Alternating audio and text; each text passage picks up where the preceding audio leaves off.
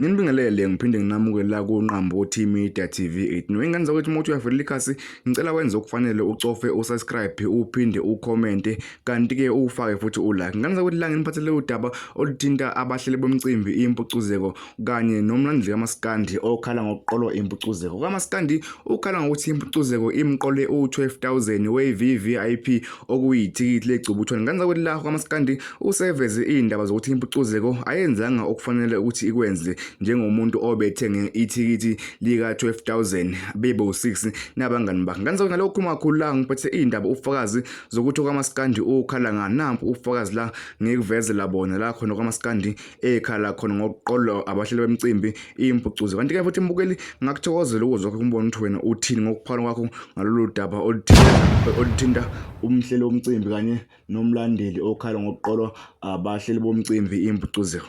Nampu ufakazi. Nansi indaba oyingane zakwethu njengoba nawe nje uyibonela ufakazi obuthinta umlandeli kaMaskandi kanye nabahleli bemicimbi impucuzeko abasolwa ngokuthi bamqole imali ewu12,000. Ngane zakwethu mawuthi uyavulela ikhasi ungakhohlwa ukucofoza usubscribe uphinde ushiye ukuphawula lapha ucomment section.